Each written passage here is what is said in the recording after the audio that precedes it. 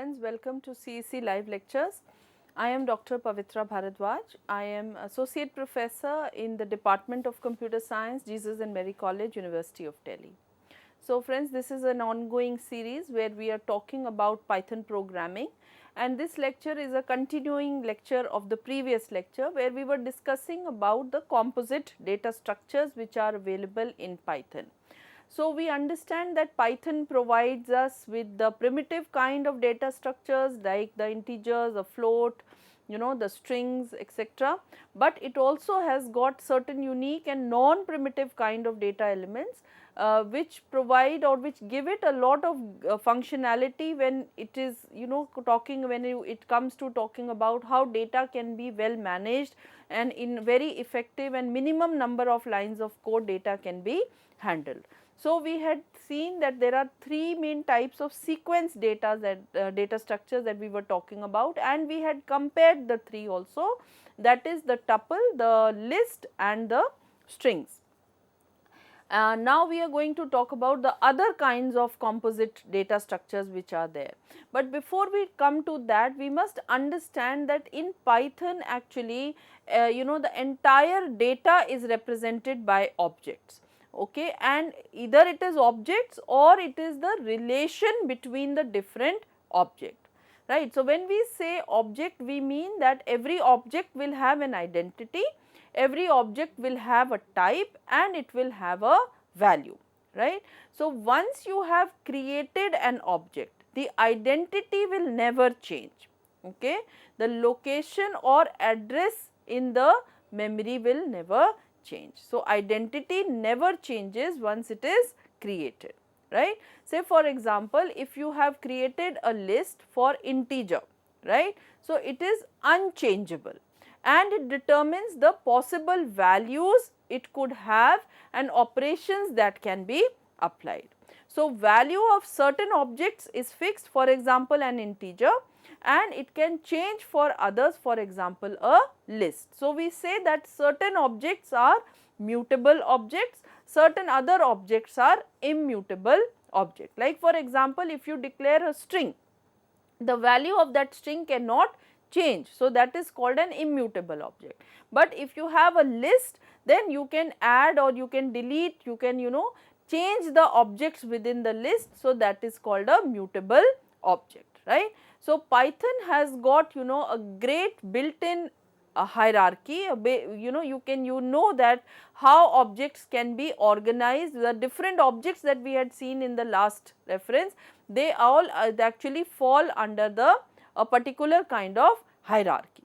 So, this is that hierarchy which is shown, and it clearly defines what objects come under what different types of objects. So, you have mutable sequences, you have immutable sequences, and you have got functions and you have got the other types of data.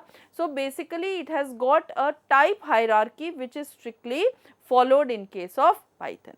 So, if you look at the aspect of mutability and immutability, so we say that lists are mutable, right. So, if you declare a list, for example, if you declare if you take an example of a list, say ABC, 23, so it has got 4 elements, okay. Now, if you want to add an element into the list, so we can change the list in place, okay. So, here the LI list will still point to the same memory reference when we are done, okay. You can insert an element within the list, but still its location in the memory is not going to change, right. But we say that tuples are immutable. So, if you have a tuple, okay, and if you want to add an element to the tuple, say for example, in this case we are trying to add an element at the second index 3.14. So, it is going to give us an object, it is going to give us an error that object does not support item assignment. So, this means that you cannot insert an element into a tuple once it has been created. You can't change a tuple. You can make a fresh tuple and assign its reference to a previously used tuple. This you can do. So, the immutability of tuples means that they become more faster than the list, right. So, in this case what we did is that we created a fresh tuple, okay, and we assigned its reference to the previous tuple. So, now in this tuple we have already inserted the value 3.14 at the second position, right. So, if you have lists also, they have got many methods, right. So, you can have different methods for the lists and for tuples, because we say that tuples are immutable. So, we are talking about lists now. So, you can have an append method, you can have remove, reverse, count, index, sort. Many of these methods are there, and many of these methods will modify the list, right. So, let us have a quick look at the different methods and how they work on the list. So, you have a list 1, 3, 4. Okay. Now, if you want to append a value 0 to it, so append means that the new element will be added to the end of the list. So, it will become 1, 3, 4, 0, right. Likewise, you can also, if you want to insert the value at a particular position, then you will use the insert method. So, you will use the list dot insert and you will specify the index position and then the element. So, if you write list insert 1 comma 200, it means that you want to insert the value 200 at index position 1. So, that will be done. If you want to reverse the list in its place, that is, if you want to print the reverse of the list, that can also be done using list dot reverse function. So, what we are trying to prove here is that the list can completely be changed, it can be added, it can be reversed. If you want to sort the elements, that also can be done by using list dot the sort method, and if you want to remove the first occurrence of the element from the list, that can be done by using list dot remove, and you write the name of the element that you want to remove. Now, in this it is important to note that if the element is coming multiple times, then only the first occurrence will be removed, not all the occurrences will be removed, right. So, when you are talking about a tuple, the comma is actually the tuple creation operator and not the parenthesis, right. So, when you write 1 comma, it will automatically understand that a tuple has been created. So, Python basically shows parenthesis for clarity, otherwise only if you write 1 comma, it will automatically take it as a tuple, right. So, but we always we always have to write 1. If you only give the parenthesis, then it will be considered as a simple number 1, right. So, trailing commas are always required for tuples that you want to create. Empty tuples, they have a special syntactic form, that is, if you write only empty parenthesis, that will also define a tuple. Okay. So, it will simply write, if you simply write tuple and empty parenthesis, that also creates a tuple, right. So, if you compare the lists and the tuples, so we say that they are all similar besides the basic difference, that is, one is mutable and the other is non-mutable. So, lists are slower because they are mutable, but they are more powerful than tuples, because lists can be modified and they have got many operations which really come handy, and there are so many methods like we have just seen: append, insert, remove, sort, which make the working with the list very easy. So, list is mutable, it is slower, it is mutable, but it provides a lot of functionality, right. So, tuples, whereas we say they are immutable, and because they are immutable, there cannot be many changes which you can do. So, they have very few features also, right. So, sometimes in immutable collection is required, then you will use a tuple, right. Say tuples are used for multiple return values and parallel assignments, right. Say for example, if you have x, y, z is equal to 100, 200, 300, so here you will use the tuple, right. But you can always convert the tuple and list using the list parenthesis and the tuple parenthesis kind of the command. So, you can convert one into another, you can convert a list into a tuple and you can convert a tuple into a list, that is also possible, right. Then we have another very important data structure which is called as the dictionary, right. Now, dictionary is something, you know, where it is like your telephone directory or your telephone book that you have, right. So, telephone book may, what happens is that you have a key and a value pair, right. Say for example, the name is the key and the value is the telephone number. So, no other data structure in Python will provide us this kind of functionality which is provided by the dictionary, right. So, in this dictionary basically what you have is that you have a key which is used to identify the item and the value which holds as the name suggests the value of the item, right. So, you have a key and a value, right. Say for example, you can create a dictionary using the syntax like this, and a dictionary is always created using curly braces, right. So, that is how you can distinguish between a list, a tuple and a dictionary. A list will always have square brackets, a tuple will have parenthesis and a dictionary will have curly braces, and dictionary always will have a key and a value pair. So, in this case our dictionary has got 4 items, that is 4 key value pairs. So, first is say Edward and 1, George and 2. So, here Edward is the key value, is the key, 1 is the value which is associated with it, right. And in this program if you see, we have an operation on the dictionary, that is the delete operation. So, what we are trying to do? We are trying to delete the key where the value is Joe, the key of Joe we are trying to delete, and then we are again printing the dictionary. So, key Joe has been deleted. So, it is actually, you know, in pairs that this is going to work, right. So, it basically it will print the value. Now, if you want to print the value which is stored with the key Edward, right. So, if you want to print the value, then you will write xdict and Edward. So, it is going to print the value which is associated with the key Edward, right. Likewise, if you want to print the key, then you will write the value and it will give you the key. If you want to find out the length of an object or the length of the dictionary, then you will write the len function. So, you will write len xdict. So, this is going to give you the length of an object.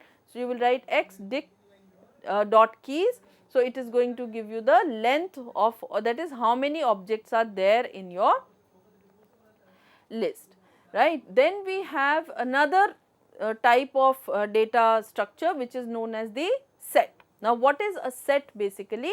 A set, as we have studied in mathematics also, a set is a collection of distinct objects. So, there will be unique objects in the set which are useful to create lists that only hold unique values in the data set. So, this is the main USP of a set, that is it will always have unique value, it will have non-repeating values, right. So, set is basically an unordered collection, but a mutable one, that is very helpful when you are going through a huge data set. So, it will be unordered, okay, it will be unique and it will be a mutable collection. So, here you can see we have created 2 sets, one is X set where we create a set of elements cake and coke, and you are using the function set to create the set, right. Likewise, we create another set called y underscore set, we again use the same method set and we pass on the arguments that you want to put in the set. Now, when you will print the X set, if you see the output will contain, now in your, when you are passing the arguments, actually the letter C is coming twice, the letter K and E are coming twice, but in your final output, when you see when the set is created, then it is not going to give those elements twice, it is only going to give it once, that is unique element. So, you will see cake, ampersand and O is shown. C, K and E will not be shown twice, it will be only shown as one time, right. So if you want to, if you want that you want to find out the elements from one set and which are not there in the other set, that is you want to compare the elements of the two sets. So if you write the command print x minus y, that is you want all the elements which are there in x set but which are not there in y set. Now this command actually is incorrect. Why? Because we are writing x minus y, whereas we should be writing x underscore set and y underscore set. So here you will get an error which is name x is not defined, because the elements were defined for x underscore set not and y underscore set, not x and y. So we have to be careful when you are using the functions that you are giving the correct name of the object that you are using. So if you then you have another operator which is OR operator, right, that is the elements which are unique elements which are there either in set x or they are there in set y or they are there in set both. So this is the OR operator. Then we have the ampersand operator. So you write print x underscore set and y underscore set. So that is going to give you the elements which are there in both x set and y set.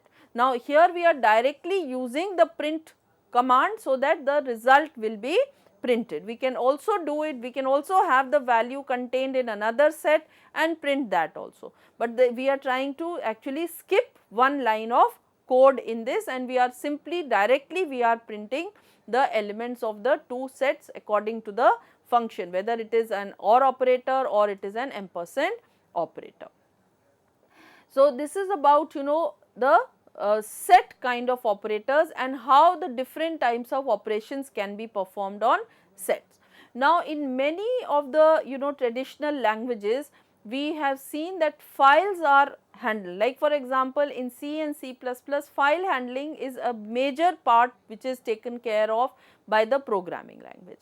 So here also file are a parts of data structure, okay, and because now we are also talking about big data and we are talking about the data science industry. So we need to have a programming language which will have the capability to store and retrieve previously stored information. It is very useful, right. So therefore in case of Python we have created this syntax where we can read and write files, okay, and it will be much easier to handle than it is in another files. Why? Because here our files are becoming a part of our basic data structure that we are using. So we can create files, we can read the files, we can open the file, we can close the file, we can do multiple operations, multiple functions can be taken care of when you are working with the files, right. So the first function that we work with files is of course to open the file. Now the first function is open. So open means it will open the file in your system. The file name is actually the name of the file to be opened, right. So in open you will give the name of the file that you want to open. Then if you want to read the entire file, you will write read. If you want to read only one line at a time, then you will write the function read line. Read line parenthesis will make you read one line of the file at a time. If you want to write something to a file, so you will say write to a string, okay, write a string to a file and return the number of characters written, right. So write function will do two things. Firstly, it will write the number of it will write a string to your file, and after it has written it will give you the number of characters that were written. Then you have the close function or the close operator that is going to close the file. So how does this work? Basically when you are working with files, we have the second argument basically can be the shortcut for the operation that you want to do. So if you have the file name, you want to you will open the file name and then you will give whether you want to open it for reading or you want to open it for writing or you want to open it for appending or you want to open it for reading as well as writing. So, you can use R for read, W for write, A for appending, and R plus when you want to perform both operations, that is reading and writing. So, this is when you are opening a file, you give F is equal to open, you give the name of the file that you want to open, and you give the mode in which you want to open the file. Then you have the read function. If you only want to read the entire file, you will give F dot read. If you want to read one line at a time, you will give F dot read line, right.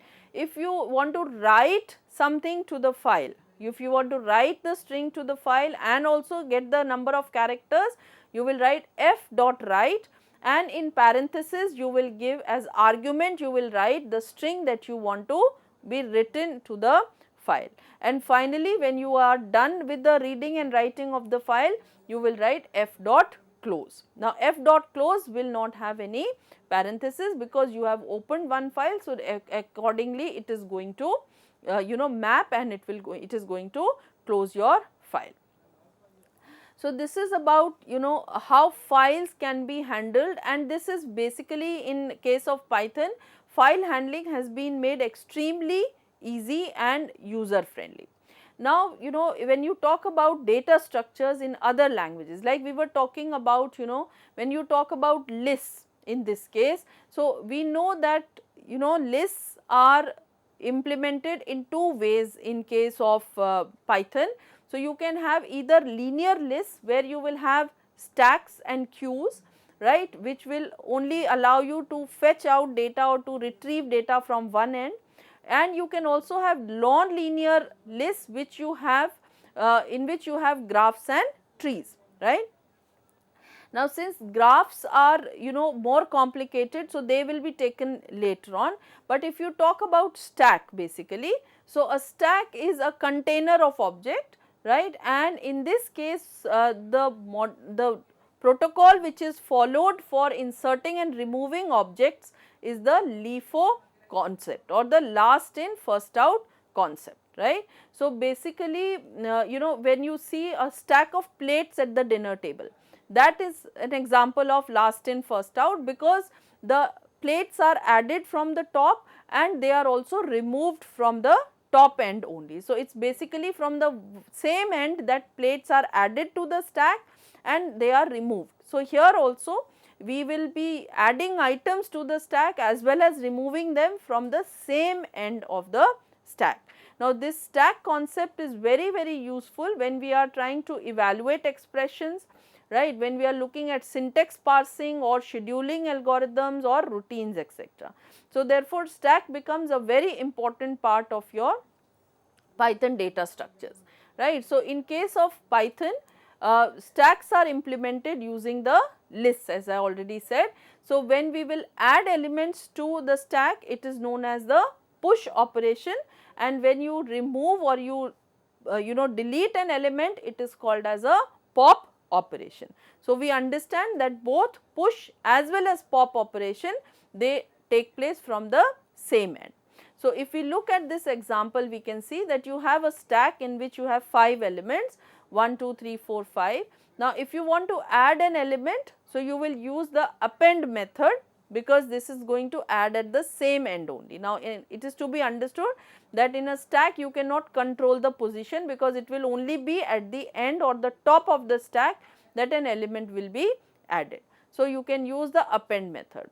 Likewise, if you want to remove an element from the stack, then also you simply use stack dot pop method, because the topmost element will always be removed and then you will get the remaining elements. So, you can print the stack and see what elements you are going to get. So, both push and pop are working from the top end of the stack. Now, if we look at another implementation, then we have the queue implementation.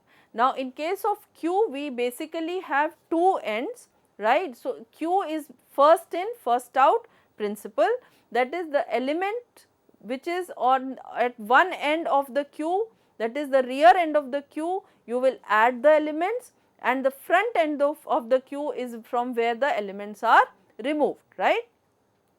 So, in you know, if like for example, at a ticket counter where people are catered according to their arrival sequence, the person who arrives first will be the first one to leave, right. So, likewise here also you will have two pointers actually, one will be towards the end where you know the elements are added, the other will be towards the end from where the elements are deleted. Now, queues also can be implemented in different ways in different programming languages. You have double ended queues, you have doubly queues, you know, and there can be different ways using the lists how these queues can be added. So, because lists are not very, you know, if you look at lists in Python, they are not very efficient for implementing a queue, right, because append and pop from the end of a list is not fast and they will incur a memory movement cost, because we are saying that appending and popping is occurring at two different ends, right. So, therefore, there will be a lot of memory movement in the list and therefore, it will not be a very efficient strategy. Okay. So, therefore, insertion and deletion is you know not as fast. So, it will require a shift in the element positions, right. So, therefore, queue is not very viably done using the list implementation. There are other ways in which queues can be implemented that can be discussed. Then we have the tree data structure also in Python, right. So, we understand that in computer science the tree that we are looking at is an inverted tree, then the tree that we look in the real life. So, you have the root and you have got the branches of the tree, right, and there are the leaves which are at the bottom of the tree, right. So, a tree structure can be created using different types of data structures that we have discussed, right. Trees have got a lot of applications, you know, in case of gaming, in case of online shopping modules, in case of you know marketing script. So, trees are a very popular and a very significant data structure which is taken care of in Python, but it is implemented using different types of data element, not just one particular type of data element. So, friends, please keep watching these lectures and gain more and more knowledge on computer science and related subjects. It is a pleasure taking these lectures. Thank you.